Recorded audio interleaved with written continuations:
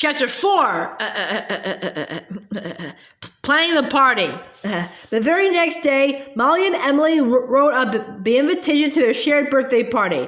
Emily showed Molly the proper way to word the invitations. You see, Emily said, in England, we do invitations like this. Emily pushed her wispy hair behind her ears, hunched over the paper, and wrote, Mrs. James McIntire requests the honor of your presence at a tea to celebrate the birthdays of Miss Molly McIntire and Miss Emily Bennett, Saturday, the 22nd of April, 4 o'clock at her home.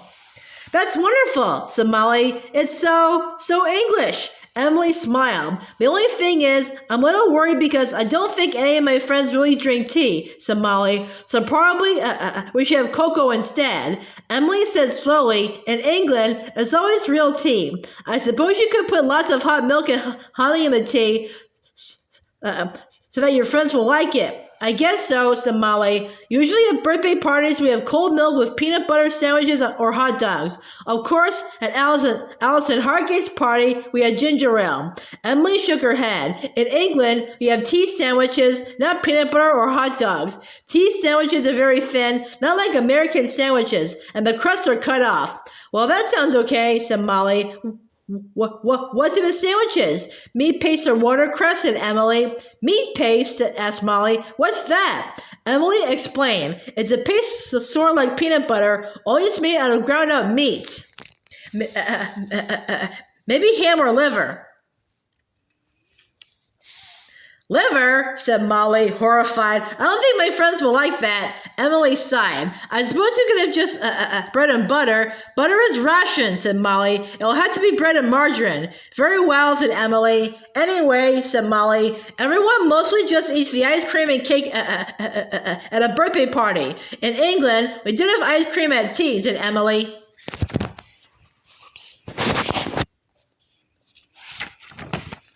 No ice cream? Not even when it's a birthday tea party? You just have plain old cake?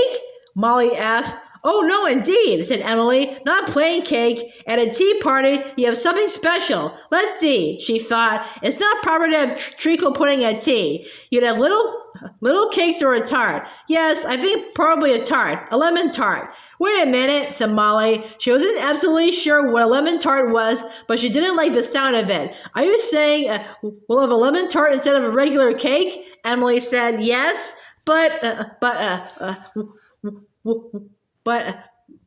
what do you put the candles in? Sputtered Molly. And what do you write happy birthday on?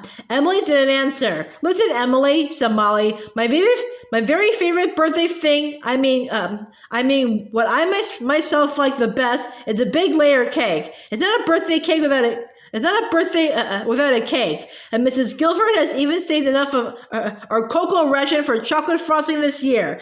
I know you'll like it. Emily didn't say anything, so Molly went on. Maybe we could make the cake look English.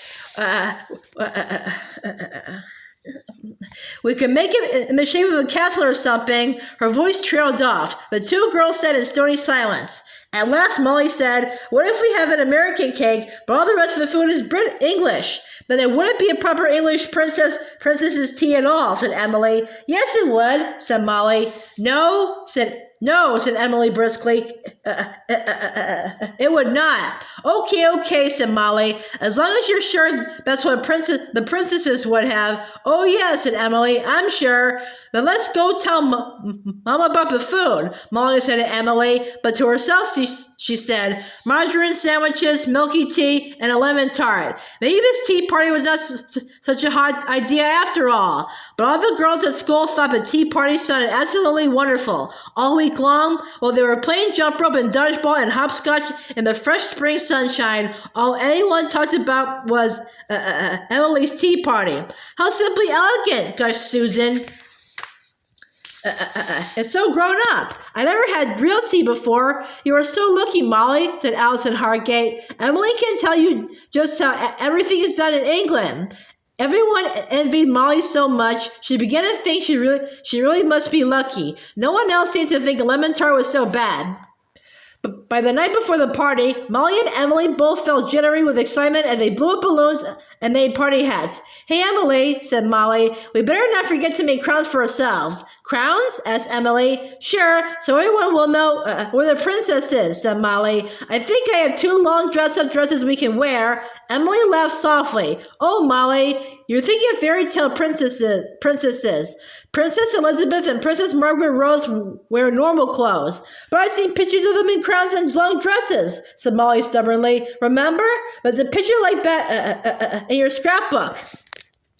That picture was taken when their father was crowned the King of England, said Emily. They don't wear those clothes for a tea party. Oh, said Molly. She had imagined herself curtsying deep into a billow of skirt. Well, at least I have a nice party dress from last year. In fact, since it's a wartime party, the princesses will probably wear skirts and jumpers. You call them sweaters, said Emily. They dress just as usual. This was too much. I'm not wearing boring old school clothes to my birthday party, Molly stated flatly. All the other girls will have on their party dresses.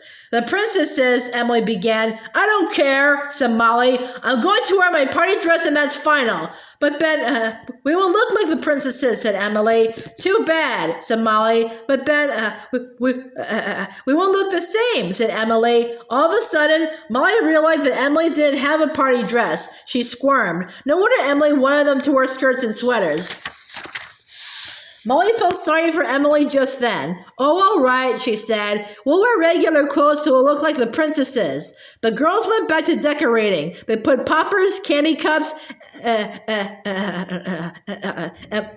blowouts at each place on the table. They hung crepe paper streamers across the ceiling. The room began to look ready for a wonderful party.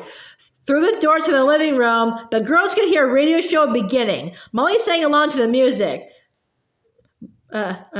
My country, 'tis of thee. She heard Emily singing softly to the same tune. Emily was singing, God save our noble king. That's an American song, said Molly. The words are, my country, 'tis of thee. No, the words are, God save our noble king, said Emily. It's a British song. It is not, said Molly. It is too, said Emily. It's our national anthem. Well, it's an American song now, said Molly. It was a British song first, said Emily. You Americans think everything in the world belongs to you.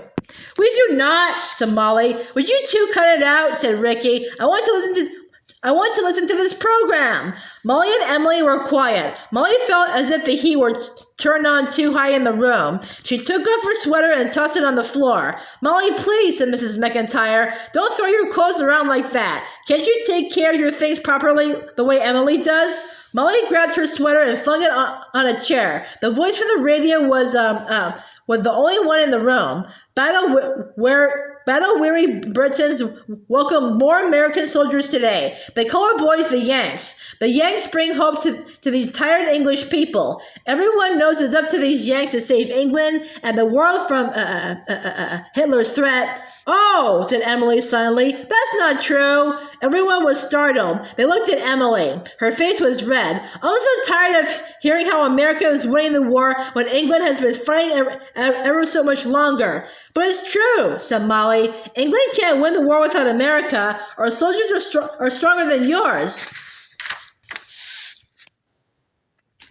Oh, you Americans, said Emily. You always have everything your own way. You think you're so important. We are important, Molly began, but Mrs. McIntire interrupted. Girls, she said, England and America are allies, remember? We're fighting together. She shook her head at the girls. I think you're both overtired and overexcited about this party. You two princesses take your imaginary dogs and go upstairs to bed. I'll come up to tuck you in later. Molly and Emily stalked out of the room, too angry to look at each other. Molly kept thinking about her party while she got ready for bed. Well, it was supposed to be her party. Now it was Emily's tea party. Molly threw a candle cup onto the floor. Don't, said Emily. You'll ruin it. Who cares, said Molly. Everything is already ruined and you ruined it. You and your dumb old tea party. I don't want milky tea and lemon tarts. I don't want to wear ugly old clothes.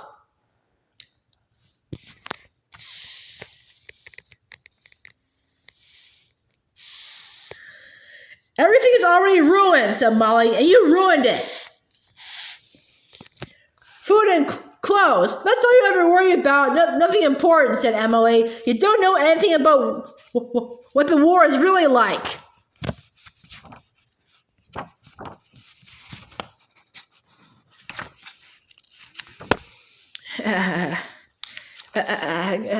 You don't even know what's real. You think the princesses are out of a fairy tale. You pretend you have a dog, and you make a game out of bombing. You're just a spoiled child who has to have everything her own way. Spoiled, said Molly. I was going to let you share my whole birthday. Now I don't even want you at the party.